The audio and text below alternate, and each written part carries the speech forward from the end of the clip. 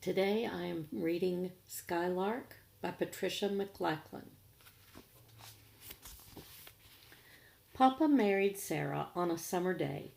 There were no clouds in the sky, and Papa picked Sarah up in his arms and whirled her around and around, her white dress and veil surrounding them like the summer wind.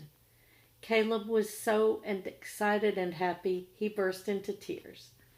Everybody was happy. Chapter 1. Stand on that stump, Caleb. Anna, you next to him. That will be a good family picture. Joshua, the photographer, looked through his big camera at us as we stood on the porch squinting in the sunlight.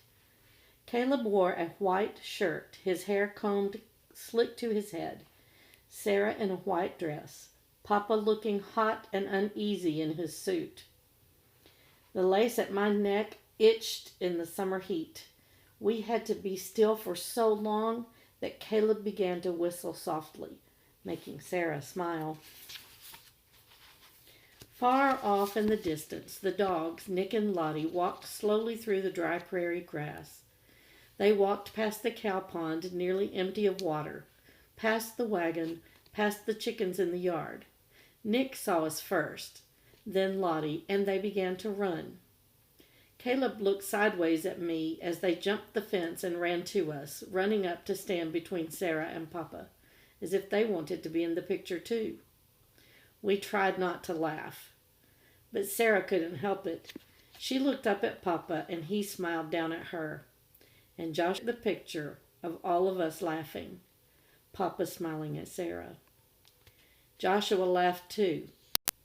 Your aunts will like that picture, he said to Sarah. Sarah fanned herself. They hardly know what I look like anymore, she said softly. I hardly know what they look like anymore. I looked at Caleb.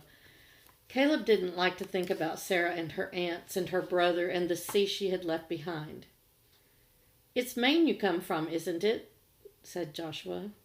Yes, said Sarah. She lives here now, said Caleb loudly. Papa put his hand on Caleb's head. That she does, said Joshua, smiling. He turned out over the cornfield to look, the plants so dry they rattled in the wind.